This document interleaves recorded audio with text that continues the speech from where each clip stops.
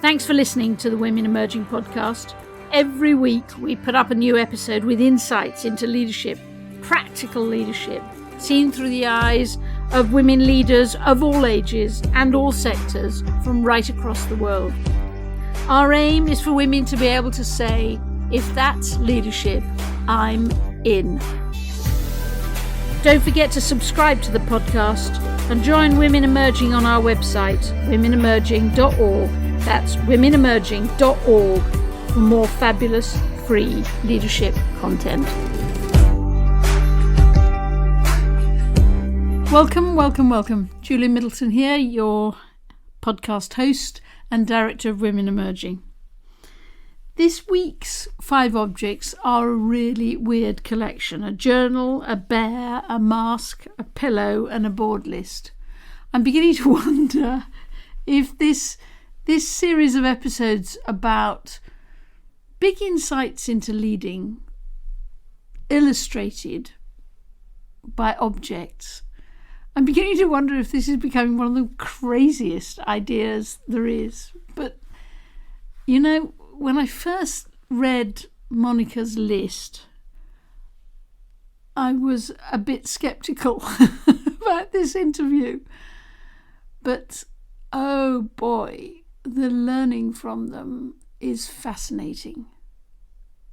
Here goes.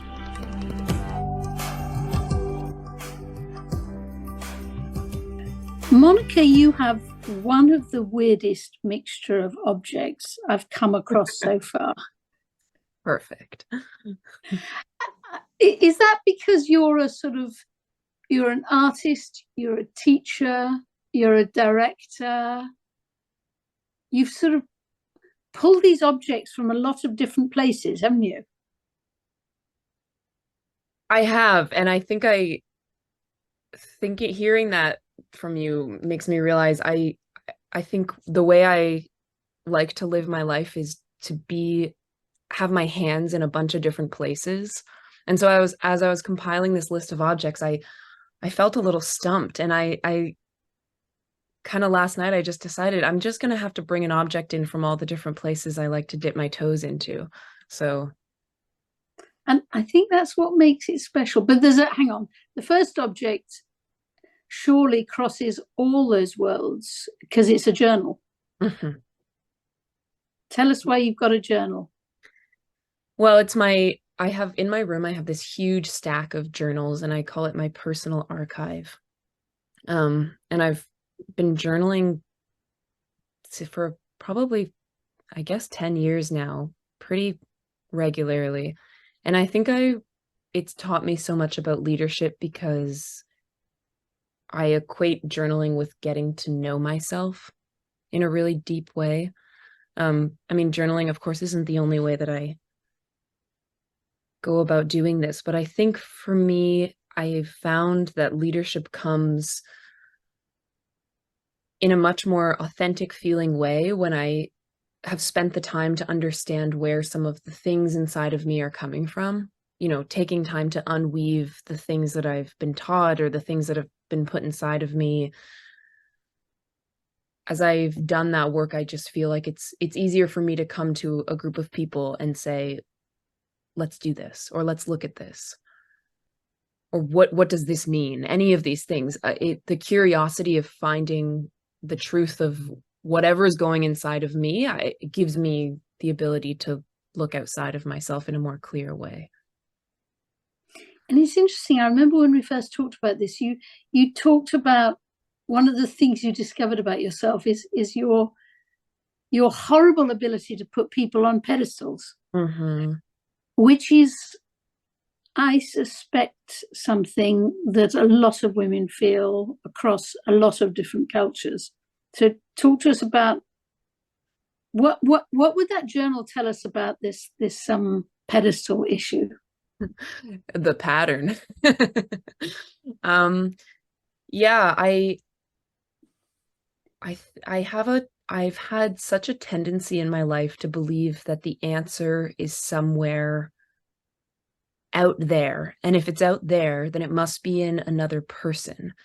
And if it's in another person, then, well, first of all, where is the person? And once I find them, I will put them up there on that big throne and work very hard to crawl my way up this spiral staircase and be told that I have found the truth, or I have done the good work. And the thing I keep learning and coming up against is that you can and should continue to go up the staircase, but there is no one at the top. There just isn't. And the really sad thing that happens, I've found, when I've put people on pedestals, and people who at that time deserved it in my mind, they're wonderful mentors, teachers, friends, lovers, it breaks away the humanity between the connection between people, and it creates this false sense of hierarchy of one of you having something to learn from the other, and the other being the all-knowing, and then it creates this kind of impossible collision where there's no exchange then there, and but you also must become like a lizard, sort of constantly changing shape to get up this spiral. absolutely, yes, a The metaphors shape-shifting are confusing now, but yes. shape-shifting lizard slash lion, crawling up and changing myself for however I think I should be.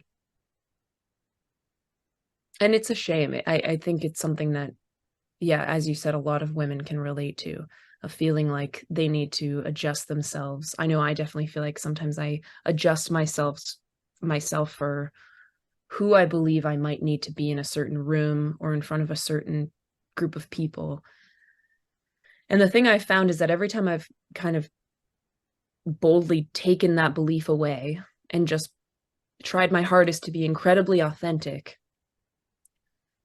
I not only feel like there's actually something happening in those spaces because there's truth being brought to the table, but I leave feeling authentic and whole. Yes, whole. I didn't take a little tiny sliver of my left arm and say, well, this is me and this is who I'll be today. That I come to the table with my entire self, and some of that is very unappealing and some of that is very appealing, and when it's all brought to the table, it's really refreshing. I love that.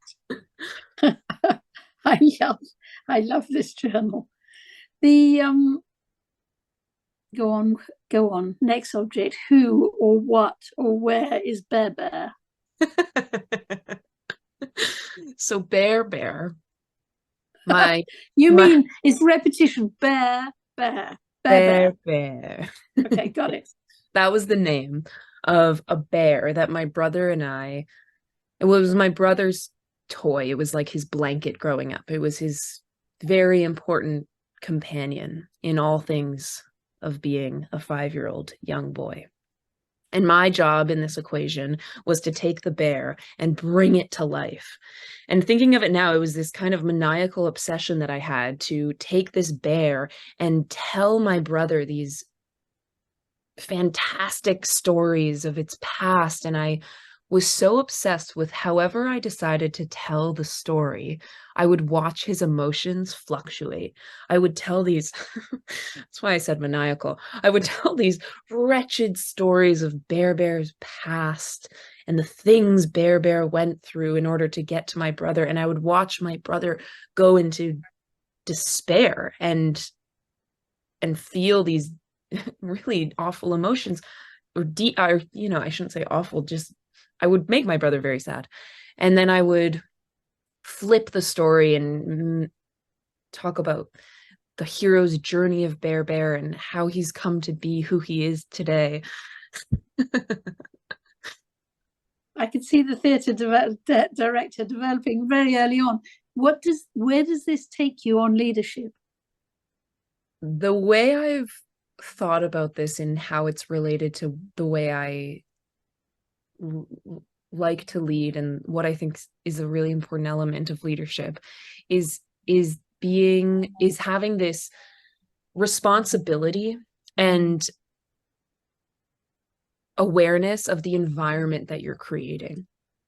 I think that I go into a lot of collaborative spaces and the energy in the room is flat. There's just the molecules in the air aren't buzzing the way that we know that they can. And I mean, I generally find myself to have a pretty fast heartbeat as a person.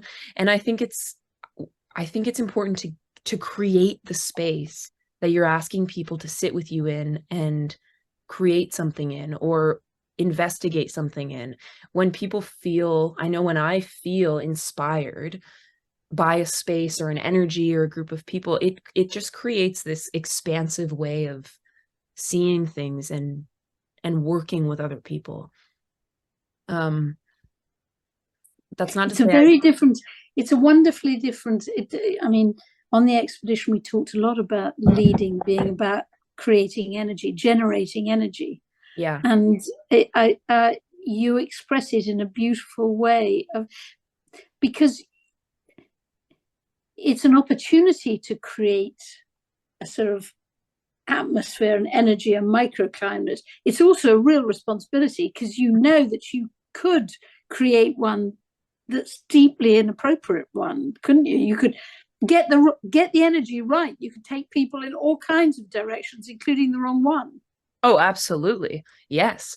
I mean, it makes me think of how cults are created and executed. I think that the power of creating an energy, a shared energy amongst a group of people is a huge responsibility.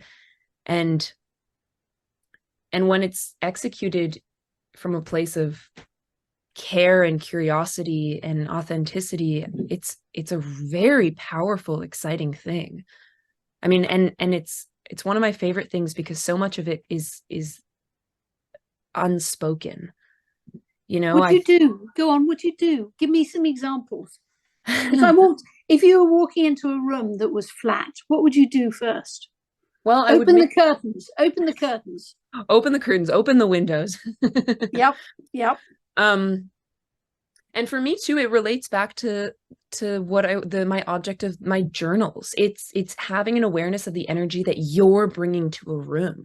I mean, I've met with certain people before where it feels like there's an unawareness of the lack of inspiration that's coming from the energy that they're bringing.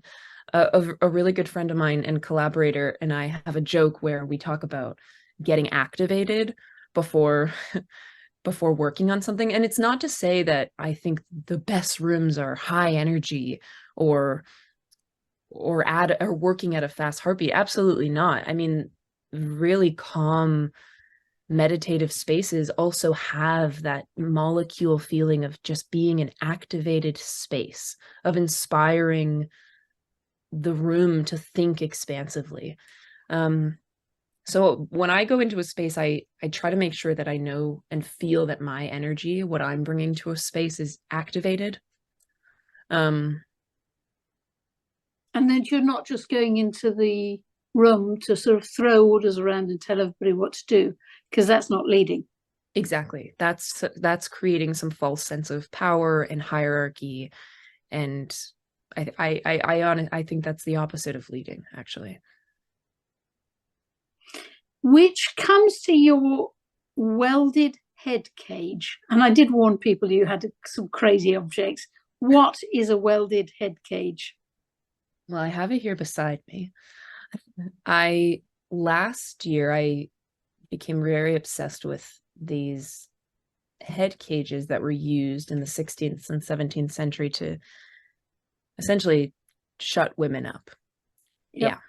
Block their ability to speak, think, I mean, just energetically kind of crush the vibrantness of women. And while I was teaching through Bard College, this high school class upstate, it was in a trade school.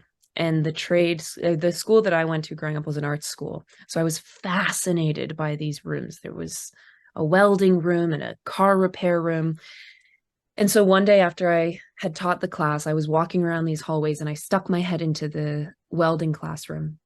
And it was a group of a bunch of high school boys and this male welding teacher. And he was like, "Wow, come on in."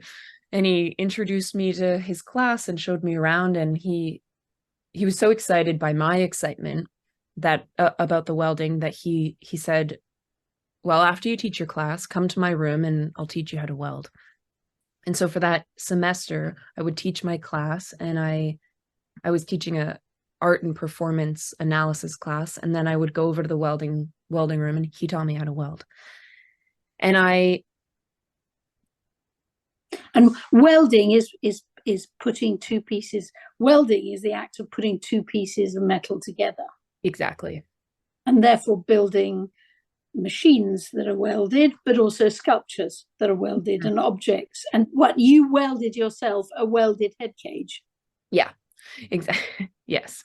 And I think I equate this welded head cage to my journey in leadership because of a couple different things. I think my favorite spaces that I've wound up in have always come from keeping a really alive sense of curiosity. And that curiosity has brought me into, I mean, I really think that curiosity is what's introduced me to people like you. It's just having this open, childlike curiosity about the world. And then learning how to weld felt so important to me because for my entire life, I've thought about it as something that men do. When they get to the top of the spiral staircase. Well, they might have welded that staircase together. Right, keep going. And I'm here to say that we can also weld the staircase. Maybe even build it out of some different kind of material. And so learning how to weld, I mean, first of all, it is so fun. I've never felt more powerful than when I'm welding and building.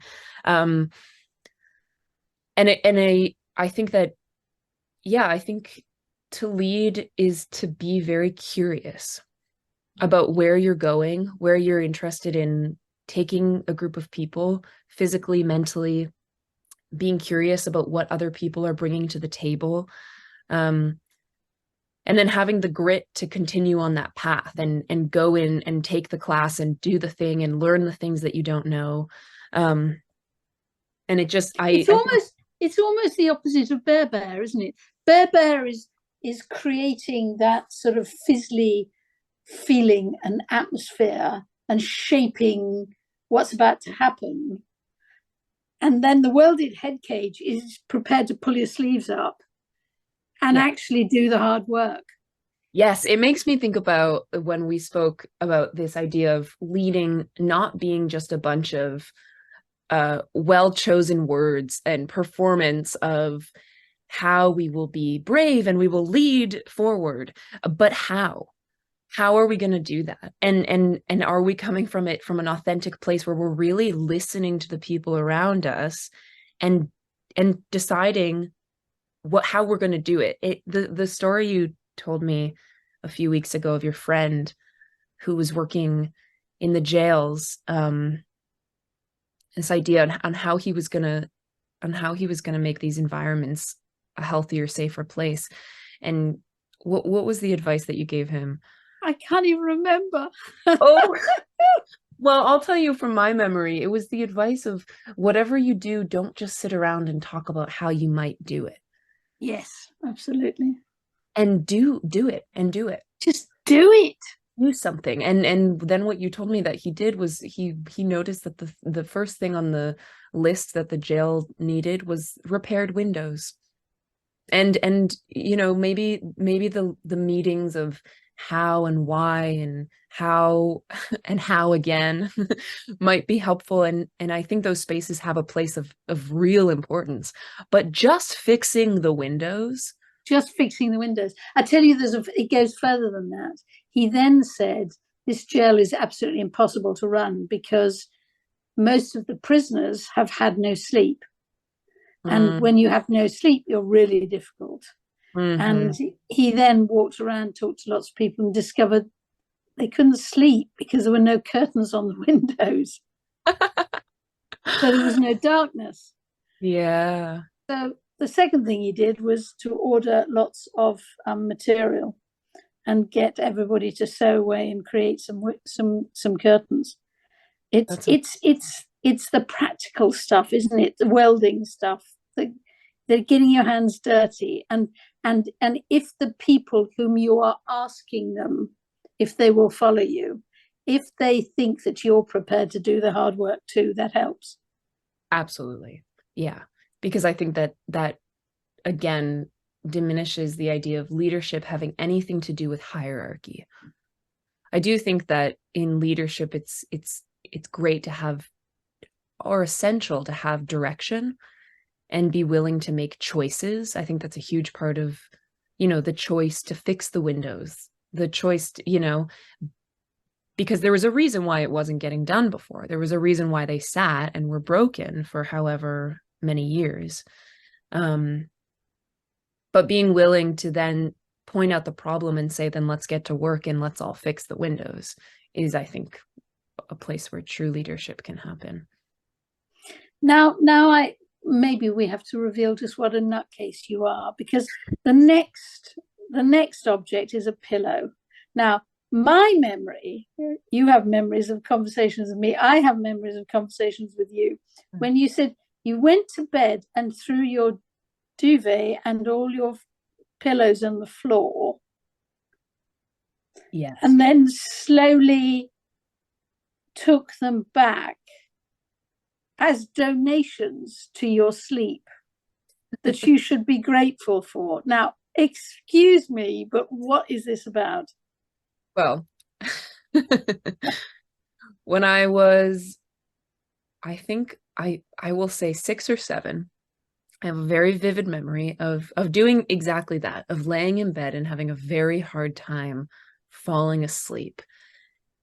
And the tactic that I decided to use for myself was to take all the pillows and the blankets and put them on the floor. And I would lay on the empty mattress and wait until I felt very uncomfortable and cold. And I would then go into my make-believe space of people walking by and donating to me these parts of the bed that I needed to feel comfortable again. And by the time I got all of these things, all of my blankets and my pillows, and I was cozy in my bed, I felt so grateful that from what I can remember, I fell to sleep. Right, so let's not analyze that really weird story. Let's just jump to, why did you choose this as one of your objects that illustrates something about leading? I chose it because when I was thinking about some of the things that feel important to me when I go into a space of leadership, one of the things that kept coming back to mind was practicing extreme empathy. Empathy, yeah. Empathy for ourselves and empathy for the world that we live in and for the people who we're surrounded around. And I think that's a word that's tossed around a lot. I hear that all of the time, to practice empathy, to practice empathy. I mean, I almost hear it so much that I stop equating any meaning to the word and the sound of the word, because it's just one of those words that we hear and it's used. But I know that when I've had moments of really understanding that word and practicing what it means to feel empathy for things, it's opened up this part. It's like a special lock to a door where things start to really become possible. in terms of leadership. Yeah. And that not being a performance and not being coming from a place of performativity, because I think that I've also been in spaces where there's this deep practice of empathy where we're all gonna perform feeling deeply empathetic towards each other, but that's not what's happening. And those molecules in the room know that and feel it. And that's where things will fall flat very quickly. So that's why I chose that story and that object of the bed sheets and pillows. I don't think it's one I'll forget easily. Well, you could try it tonight if you have any trouble sleeping.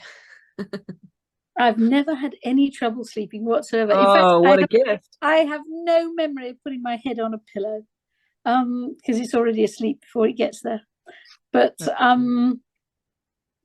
when it happens, which it's sure to, I will be thinking of you. And then you have this private, personal little list, which is your board membership list, isn't it? Yes. What? Explain that. It's your fifth and, again, intriguing object. For as long as I can remember, at the beginning of these calendars that I have that are a part of my personal archive pile, this started really young. I would go to the back of the book and I would at the top, I would write Monica Sanborn Incorporated, which feels, just so goofy and fun. And I would take a little inventory of the people, and I still do this. And I write a little list of my personal board member list. And these are people who are my people. I keep them close, and they're the people who are willing, and I feel have this deep way of being very honest with me. They're the people who will disagree with me and point out my blind spots and reflect back to me the things that I might not be able to see. And I think this goes hand in hand with the journal work and the analysis work that I believe so deeply in, is having other people reflect things that you might not be able to see, that I know that I have so many blind spots. We all do. And I think having a group of people in our lives that we can trust to point those out to us has taught me a lot about leadership. And it's also taught me about the importance and the scary thing of being able to ask for help. I think for a long time, I was under the assumption that if I didn't know, then I was admitting to failure. And I had this real obsession with wanting to be very good. And it still comes up often. Yesterday, I was putting together these screens at the theater and I was using the drill, and I'm just not that good at drilling, not yet. And I was getting so frustrated, and I was feeling like I don't like not being good at things. And I think that's a fault of mine that I'm really invested in getting a little better at, which is that we're just not going to be good at everything. And it's important to be able to admit when we're not good at it and when we need help. But it's hard. It's really hard to do. So I look to my board members to help me with that one. And leaders need people who'll tell them the truth, don't they? Absolutely.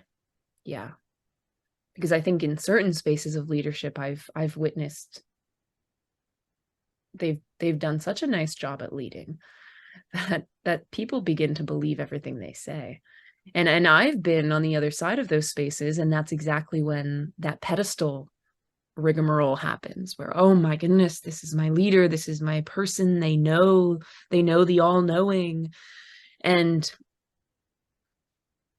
aside from smashing down the pedestal, there needs to be people to let the leaders know that, well, why don't we look at it this way?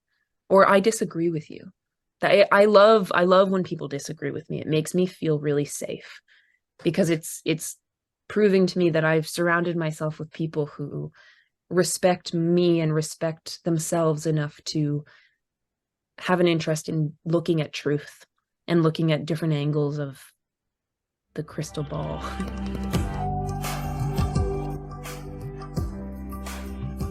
Thank you so very, very much, Monica.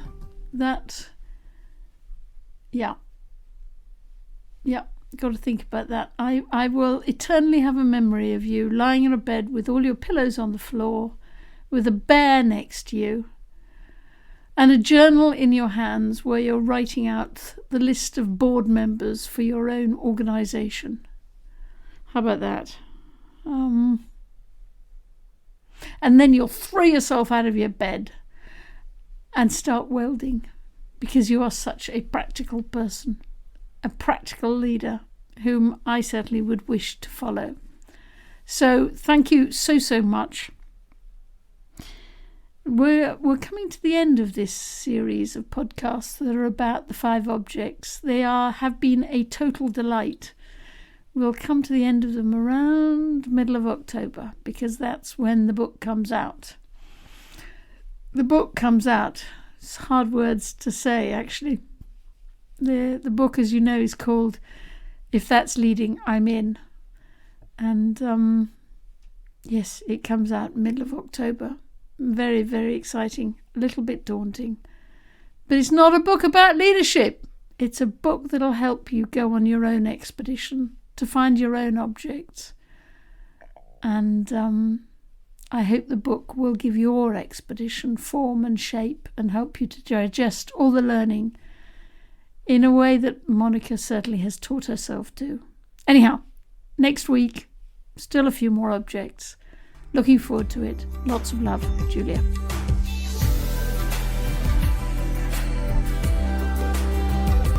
To become part of our movement and share your thinking with us, subscribe to the podcast and join the Women Emerging group on our website at womenemerging.org. We love all of the messages you send us. Keep them coming.